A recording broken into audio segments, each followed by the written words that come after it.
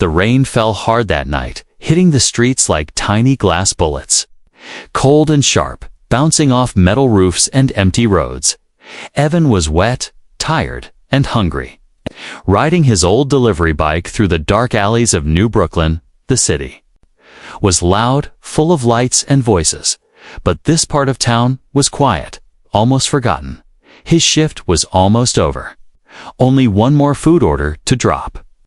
He turned the corner, his bike light flickering, when something strange caught his eye behind a dirty dumpster in the shadow of a tall building. Someone was sitting alone. At first, he thought it was a homeless girl, maybe a teenager, small and shaking from the cold. But when the figure looked up, Evan froze. Her eyes glowed softly unnatural blue, like moonlight in water. Her skin shimmered slightly. Pale, but not sickly. More like polished pearl. She was not human. Evan gripped the brakes and stopped his bike, water dripping from his jacket and hair. The girl didn't speak, didn't move, just stared at him. Her arms wrapped around her knees. She looked scared, hungry, and cold. Something inside Evan pulled at him, told him to help. Maybe it was because she looked so lost. Maybe it was because no one else would. People passed by, umbrellas up, coats zipped, heads down. Not seeing or pretending not to, but Evan saw her. He slowly reached into his delivery bag and pulled out a box still warm. Fried noodles and spring rolls. He walked toward her slowly. Hands open, like approaching a stray cat. "I'm not gonna hurt you," he said, softly. She didn't answer, just stared. "I brought food," he added. Placing the box on the ground a few feet away, she didn't move at first. Then, after a long pause, up. She reached out her fingers, long and delicate, hand pulled the box closer. She opened it, the steam rising into the cold air, and started eating with her hands, quickly, like she hadn't eaten in days. Evan watched silently, unsure what to say or do next. She was beautiful, yes, but not in a normal way. Her face was soft. Her features almost too perfect, like someone had painted her to be both real and not real. Her hair was wet and stuck to her face, light silver in color, glowing faintly under the street lamp. When she finished eating, she looked at him again. More curious this time, less afraid. He smiled gently. "You got a name?" No answer. He tried again. "Do you understand me?" She blinked, then slowly nodded. Her voice, when it came, was soft and careful. Alari. Evan nodded. "I'm Evan," she whispered. "Thank you," and then looked away, her body still. Shaking, he looked at his phone. His shift was officially over. But something told him he couldn't just leave her here.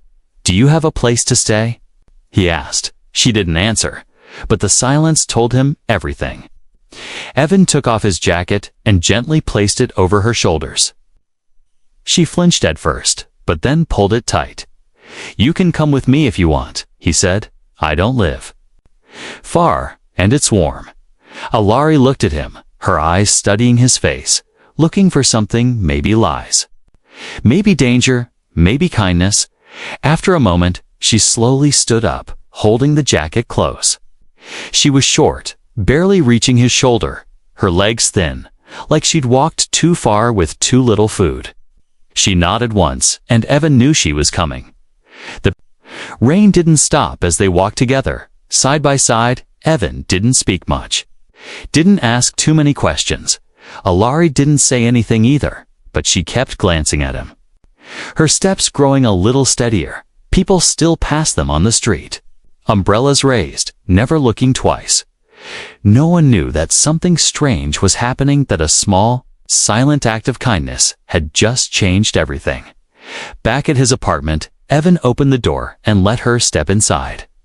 It was a small space, just one room, a kitchen, and a bed, but it was warm and dry.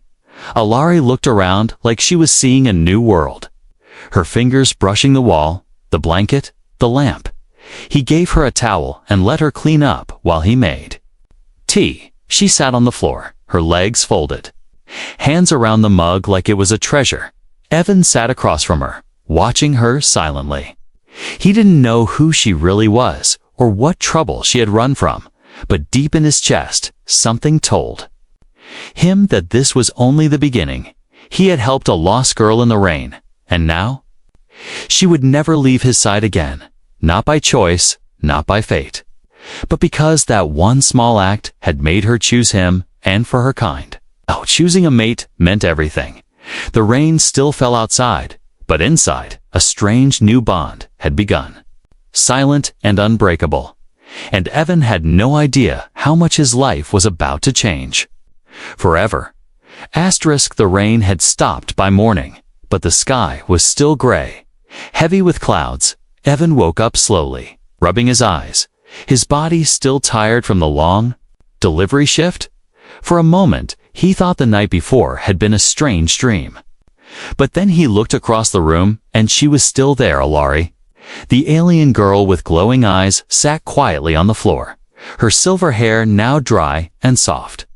The oversized hoodie he gave her wrapped tightly around her small body. She wasn't asleep, but she wasn't moving either, just watching the window. Like she was waiting for something, Evan sat up, unsure of what to say. She had followed him home without a word, had eaten his food, taken his jacket, and now she was here, like she belonged. "Morning," he said softly. Alari turned her head slowly, her glowing eyes meeting his. She didn't smile, but there was something softer in her face now. Something that wasn't there the night before. "Are you okay?" he asked, standing and walking to the small kitchen. Alari nodded once, then looked down at her hands. Her fingers had thin, silvery markings on them, almost like natural tattoos, lines that shimmered when light touched them. Evan made eggs and toast, the only thing he had left in the fridge. When he handed her a plate, she took it gently and ate without speaking. But this time, she ate slower, more calmly, like she trusted the food and, maybe him, too. After breakfast, Evan asked the question that had been burning in his mind. "Why were you hiding?" Alari didn't speak, not at first. But then, in a quiet, careful voice, she said, "They are hunting me." "Who?" Evan asked, his heart beating faster. "The enforcers," she said. And her hands trembled as she placed the plate down. "They find runaways. Lost ones like me." Evan frowned. "Runaways from what?" Alari looked at him, then whispered, "From my people." He didn't understand at all, but he knew she was scared. And she wasn't lying. He could see it in her eyes, in the way she kept glancing at the door, as if someone might break it down at any second. "I won't let anyone hurt you," Evan said, without really thinking. He just knew he meant it. Alari stared at him for a long moment, then did something that surprised him. She stood and walked over. Kneeling beside him, she placed her hand gently on his chest. Right over his heart. Her skin was cool, but the touch felt warm. "Somehow, you don't understand," she said softly. "When you helped me, I chose you." Evan blinked. "Chose me? For what?" Her eyes glowed brighter. "In my people's way." "That means something sacred." He didn't know what to say. Chosen. Sacred. It sounded deep, maybe even dangerous. But Alari didn't seem dangerous, just lost and maybe a little broken. That day, Evan didn't go to work. He stayed home, helped her wash up, gave her clean clothes, and taught her how to use basic things like the microwave, the sink, even the TV remote. She was quick to learn, copying his movements exactly. Even his way of speaking, it was strange, almost funny. How she started walking like him, sitting like him, even repeating his phrases in the same tone. She sat with him while he watched an old movie and tilted her head at the strange scenes, confused by human jokes and laughter. "Is this what bonding means?" she asked during a silly scene. Evan chuckled, sort of. She nodded like she had learned something important. That night, Evan made a bed on the couch and told her she could have the real bed, but she refused. shaking her head. No. I stay close. She sat near his feet instead, curled up on the floor, eyes slowly closing. Evan didn't argue. He was too tired, too confused, and maybe too drawn to her quiet presence to fight it. He watched her sleep for a few minutes, listening to her slow, even breathing. She didn't snore. Didn't twitch, just rested like someone who hadn't felt safe in a long time. And now, she did. With him, Evan turned off the lights and laid down. But sleep didn't come easily. He kept thinking, what if the enforcers came? What if someone saw her? And most of all, what did she really mean when she said she chose him? In her world, what did that choice mean? He didn't know, but deep inside, he felt that his life wasn't his alone anymore. Not since last night. Not since the girl with glowing eyes followed him home, silently. 3 days passed, and Alari still hadn't left Evan's apartment. She moved like a quiet shadow, soft, careful, always watching. She only spoke when necessary. And even then, her voice was low, like she was scared someone might hear. Evan started getting used to her presence, even though nothing about this was normal. Every morning, she helped him cook, even if she didn't know how to cut vegetables the right way. She listened when he talked about Earth, things, weather, holidays, music, love. She seemed curious about everything, but one thing she never talked about was her past, until the knock came. It was loud, sharp, and unexpected. 3 fast knocks, then silence. Evan was in the kitchen, making tea, while Alari was sitting by the window watching birds on the power lines. They both froze. Her face changed in an instant. She didn't blink. Didn't breathe, Evan whispered. Is it them? She didn't answer, but she didn't have to. The knock came again, this time heavier. Evan walked to the door, quietly, and looked through the peephole. 3 men stood outside, tall, dressed in black coats that looked too clean for this part of the city. They wore dark gloves and didn't smile. One held a tablet. Another had something in his hand that looked like a scanner. Evan's heart raced. He stepped away from the door, went back to Alari, and whispered, "Hide. Now." She nodded once and crawled under the bed without a word. Moving like she had done this before, he grabbed a hoodie, took a deep breath, and opened the door. "Can I help you?" he asked, trying to act normal. The man with the tablet spoke first. His voice flat and official. "We're conducting a routine check in this building." Evan forced a smile. "Routine? For what?" "There's been reports of alien trespassing," the second man said, showing the scanner. "Some refugees might be hiding in human sectors." Evan laughed nervously. "Refugees? Here, man, this place barely has hot water." The third man stepped forward slightly, looking over Evan's shoulder. "May we come in?" Evan's heart dropped. "I mean, I'd love to help," he said, trying to stall, "but it's a mess in here, and I'm kinda sick." He faked coughed twice. "Probably not a good time." The first man narrowed his eyes. "We won't take long," before Evan could reply. The scanner in the second man's hand beeped. A soft, high-pitched sound, like a heartbeat. They all looked at the device. Then at Evan. "There's something inside," one said. "It could be interference." Evan replied quickly. "Microwave, maybe." "We'll see for ourselves," said the third man, already stepping forward. Evan blocked the doorway with his body. "Do you have a warrant?" The first man stared at him, face unreadable. Then he stepped back and tapped something on the tablet. "You'll be reported for non-cooperation." "Go ahead," Evan said, voice shaking slightly. "I know my rights." They stared for a few more seconds, then turned and walked away without a word. Evan waited at the door, watching them disappear down the stairs. Only when he couldn't hear their footsteps anymore did he close the door and lock it. "Twice, Alari," he called softly. "They're gone." She crawled out slowly, her body tense, her breathing fast. They were enforcers, she said. Her voice shaking, I felt them. Evan sat down, holding his head. How did they find you? They're trained, she whispered. They can track energy, emotion, fear. Evan looked at her, serious now. You can't stay here anymore. They'll come back. Alari nodded slowly. I know, but I'm not letting them take you, he said. We'll figure something out together.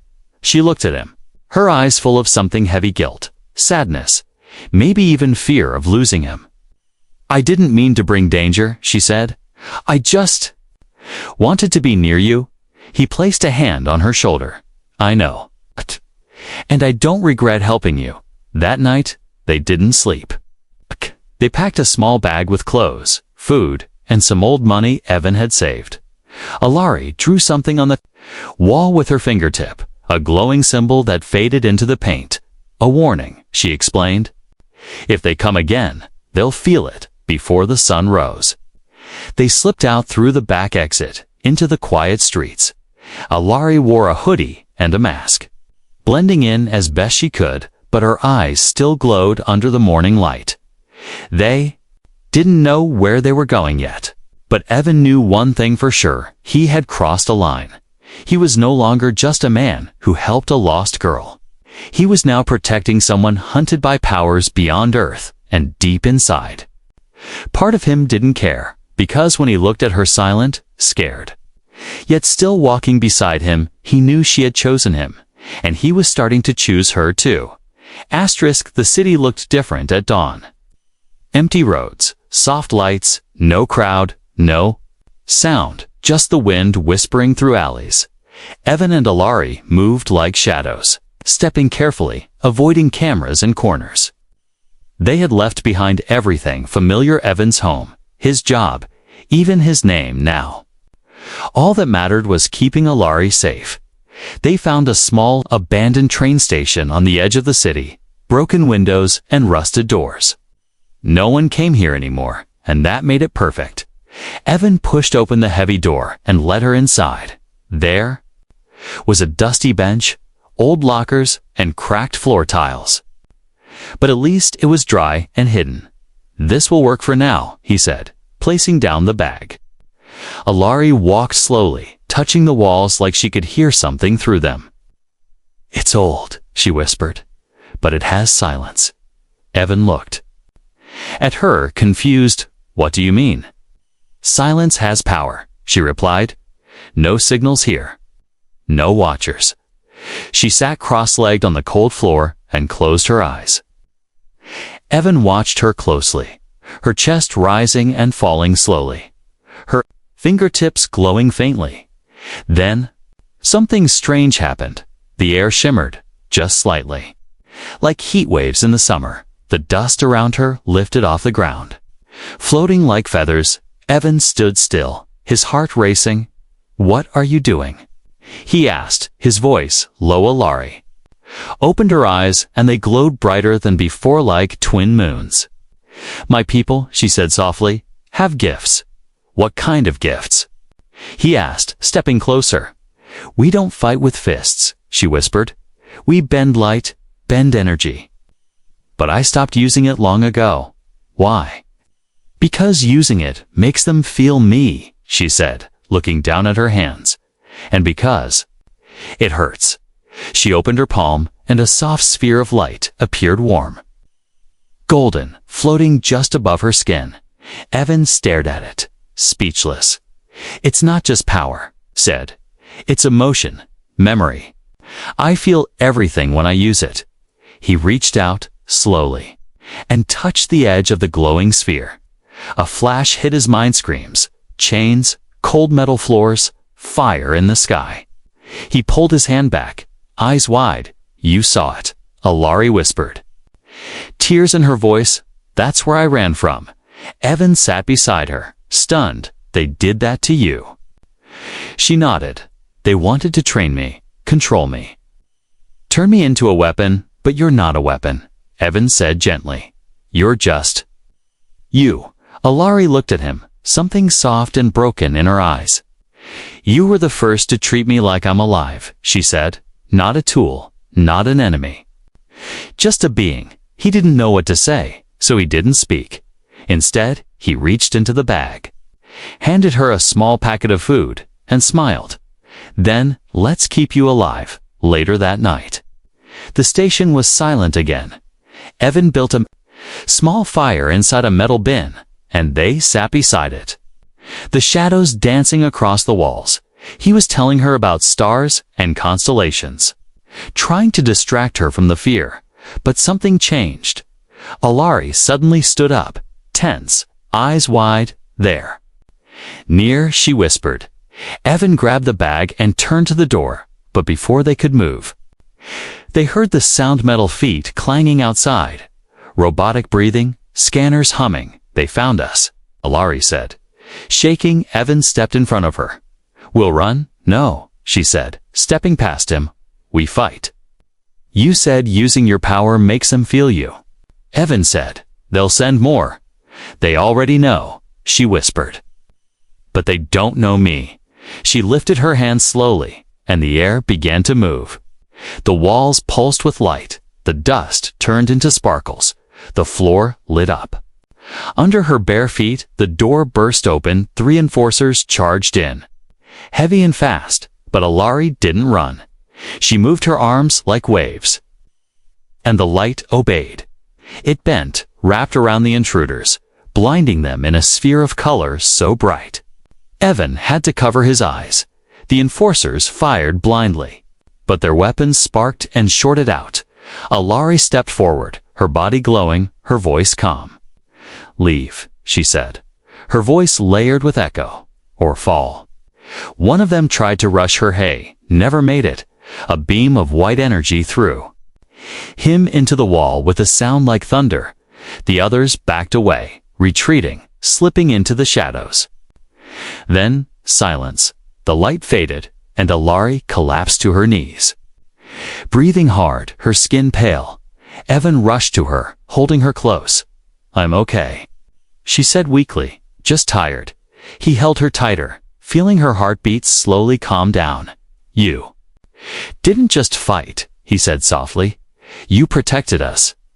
She looked up at him, and for the first time, smiled, just a small, tired smile. I told you, she whispered. My power isn't for hurting. It's for protecting the ones I choose. And in that moment, Evan understood. She wasn't just some lost alien girl. She was something powerful, rare, and now deeply connected to him. Her powers had awakened, but her heart had chosen first. The night was colder after the battle. The flames in the metal bin had burned low, and the light around them had faded. But something inside Evan felt stronger now. Warmer. Alari had protected him, not just him, but both of them. She had stood tall against the enforcers even when she was afraid. Even when her body had nearly collapsed, she had chosen to fight for him now. She was lying on a folded blanket, her breathing slow but steady, her fingers still glowing faintly. Like embers that wouldn't die, Evan sat beside her, watching, thinking. Heart beating like a drum, he couldn't sleep, not after what he had seen. Alari was more than just an alien girl on the run. She was powerful, rare, and completely alone in this world. And now, somehow, she had trusted him enough to share everything she had left. Evan leaned against the cold wall, his eyes fixed on her face. She looked peaceful now, but he could still see the pain in the lines of her brow. The memories she had shown him through her light, they weren't just stories. They were scars. Scars that no one could see unless they were invited into her world. She had invited him. That meant something. When the sun started rising, soft orange light leaking through the broken windows, Alari slowly opened her eyes. Her gaze landed on him first, and she smiled weakly. You stayed. Evan gave a soft laugh. I wasn't going anywhere. She sat up slowly, wincing, holding her side. I feel drained. Rest more, he said, handing her a bottle of water. You need time. Alari sipped the water, then looked around the station quietly. The enforcers won't stop, she said. voice barely above a whisper. "They'll come." Again, stronger. Evan nodded. "Then we prepare." Her eyes widened slightly. "You don't have to stay with me, Evan," she said. "This isn't your fight." He leaned forward, his face serious now. "But it is." "Why?" she asked. "Why would you risk everything for me?" He was quiet for a long moment, then said, "Because the moment I saw you, I knew you weren't dangerous, because you were hungry, cold, and still tried to disappear instead of hurting anyone because no one else saw you that night but I did." She lowered her gaze, her hands tightening around the bottle. "I chose you," she whispered, "but I didn't think you'd choose me back." Evan reached out and gently took her hand.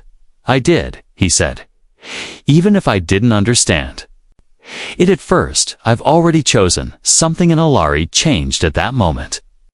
Her hand warmed in his, her eyes shone brighter, and the markings on her skin pulsed softly like a heartbeat. A bond unseen but powerful had begun to grow. Not just survival, not just kindness, but something deeper. Trust, connection, maybe even something like love, though neither of them said it out loud yet. Later that day, they moved again. The station was no longer safe. They needed somewhere deeper, darker, harder to find. Evan remembered an old subway tunnel nearby, one that had been sealed off years ago after a collapse.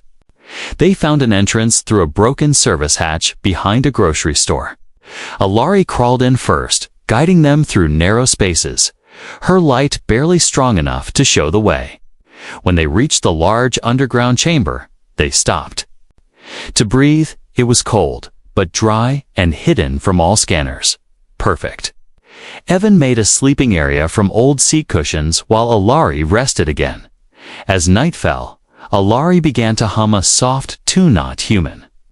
Not in any earth language, but gentle. Evan listened, eyes half closed.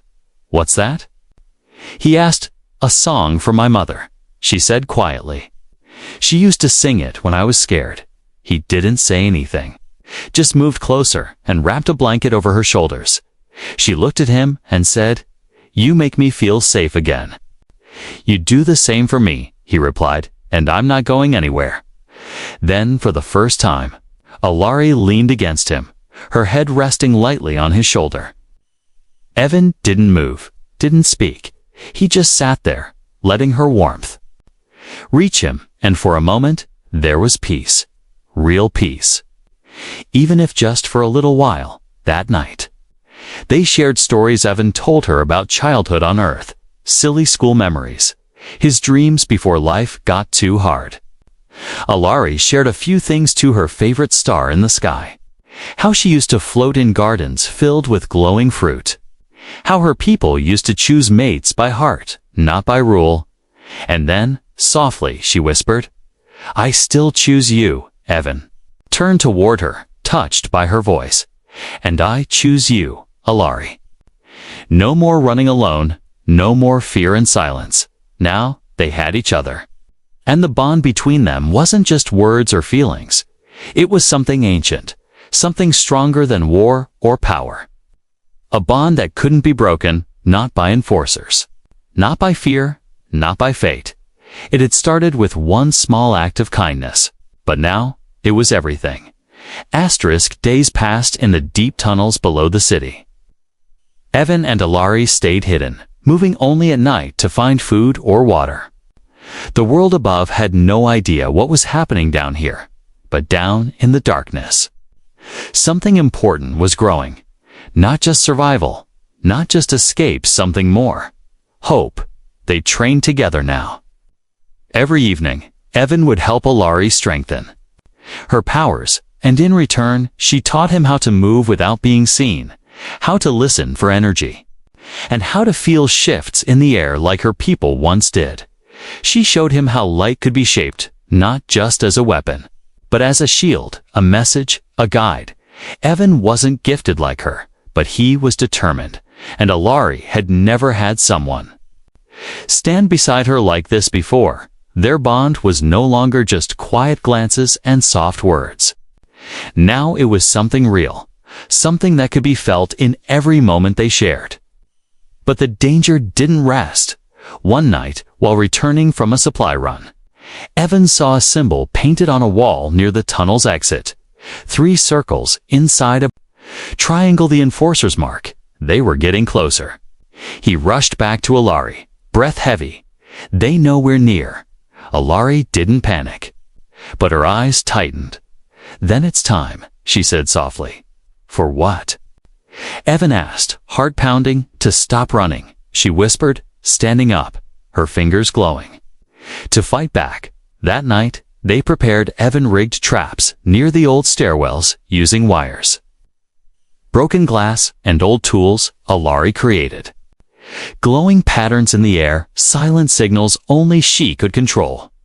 They worked without sleep, side by side. Like they had done this 100 times before, and in a way, they had just not in this lifetime. When the moment finally came, they both felt it. The air changed.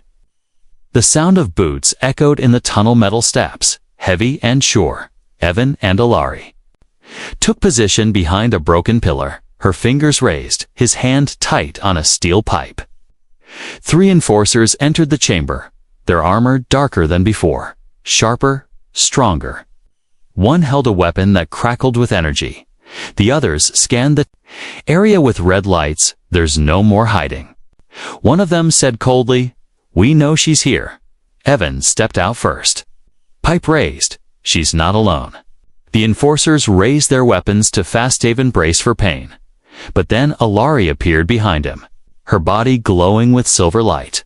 "I won't go back," she said, her voice firm, loud, powerful. "You can't break me anymore." The air exploded with energy. Alari raised both hands, and a wall of light burst from her palms, hitting the first enforcer and slamming him into the tunnel wall. Evan rushed forward, swinging the pipe at the second one's arm, knocking his weapon to the ground. But the third was smarter. He fired something like a net. Charged with energy, it wrapped around Alari, shocking her. Pulling her to her knees, Evan screamed and ran to her, trying to rip the net off. But the energy burned his hands. Alari closed her eyes, and a deep hum filled the chamber. Her markings lit up, brighter than ever, her body glowing like the heart of a star. The net cracked, broke apart in sparks. She stood slowly, weak but fierce. "No more cages," she said, and unleashed a wave of pure white light. It knocked the last 2 enforcers down, their suits short-circuiting. Sparks flying, the tunnel went silent again, filled with smoke and dust and the hum of fading power. Evan fell to his knees beside her, catching her as she swayed. "You did it," he whispered. "You fought for us." She smiled, tired but proud. "We fought," she said, resting her head on his shoulder. "They didn't run this time. They didn't hide. They stayed, watched over the fallen enforcers, and waited. Because they knew this wasn't the end. It was only the start of something bigger." That night, while the city above continued unaware, a message spread silently through the enforcers. Network target escaped. Power unmatched. Human bond detected. Evan and Alari didn't need to hear it to understand what it meant. They had become more than just prey. They had become something feared. A union that crossed species. A connection that defied law. And they weren't done yet. The war wasn't over. But for the first time, they believed they could win together. The battle was over, but the world had changed forever for Evan and Alari. They sat together in the quiet of the underground tunnel, the walls still humming with energy from the fight. Alari's head rested on Evan's shoulder, her body weak, but her spirit burning brighter than ever. They had faced the enforcers and survived, not because they were the strongest, but because they stood together, because they believed in each other. And because of one small act of kindness, Evan remembered that rainy night, the cold street, the glowing eyes of a girl hiding behind a dumpster. He had offered food, nothing more, just a warm box of noodles. But that single choice had led to everything, to hiding, to running, to bonding, to fighting. To love. Now, days had passed since the last attack, and there had been no sign of new enforcers. Alari said they were regrouping, possibly afraid, possibly watching, but neither of them felt like prey anymore. They had become something else now. Something more powerful than the hunters chasing them. Alari was healing slowly, the glowing lines on her skin dimming and returning with each breath. Evan never left her side. He had made a promise to protect her, to stay with her, no matter what. He cooked simple meals, cleaned the tunnel, and talked to her every day, keeping her mind strong and her heart steady. They began building something together, not just survival, but a new kind of life. Evan used old parts from broken lights and batteries to build a small generator. Alari used her energy to charge it when she felt strong enough. With time, they lit up the tunnel with soft golden light. Like stars trapped in glass, it became their safe place, their shared home. Alari smiled more now, not just out of gratitude, but from comfort. She laughed softly at Evan's jokes, even when they were bad. She copied his habits. She now drank coffee, ate toast with too much butter, and said, "Oh no," every time something dropped. But Evan noticed something else too. She was learning what it meant to feel free. She didn't flinch at sudden sounds anymore, didn't check every shadow like before. She walked beside him, with her head higher, her steps stronger. One evening, while sitting on an old bench made from scrap metal, Alari looked up at the dark ceiling of the tunnel and whispered, "Do you think stars miss those who can't see them?" Evan blinked, surprised. "I think stars wait, just like people do." Alari looked at him and said softly, "I waited too." "For what?" He asked. "For you," she said, without blinking. "I didn't know it, but I was always waiting for someone like you." Evan felt his chest tighten, his heart heavy with emotion. She reached out, placing her hand on his chest, over his heart. "You're not just my chosen," she whispered. "You're my anchor, my reason." He took her hand in his and said, "You gave me purpose, too." They sat like that for a long time. No words, just warmth and closeness. Later that night, Alari stood under a beam of light coming from a cracked hole in the ceiling. The light hit her face gently, and her eyes glowed faintly. She held out both hands, and something rose from her palms, a sphere of pure light, soft and beautiful. It floated upward, slowly, through the hole, disappearing into the world above. Evan watched silently, knowing this wasn't just magic, it was a message to your people. He asked. Alari nodded. "To those who are still hiding, still afraid. I'm calling them, and if they come." He asked, "What will we do?" "We'll help them," she said, "just like you helped me." Evan smiled. "That was never supposed to be a big deal, you know? It became everything." She whispered, walking back to him. That night, they fell asleep in each other's arms. No fear, no running, just the quiet breath of two people who had built something real. From one moment, from one choice, from one kind act, in the days that followed. Others did come shy, broken aliens, each carrying their own pain. But Alari greeted them with light, and Evan greeted them with food and open arms. Their tunnel became a haven, a hidden home filled with laughter and healing. The enforcers never returned, not because they forgot, but because they couldn't defeat something so human. Kindness, love, loyalty. The bond between Evan and Alari was no longer a secret, no longer a mystery.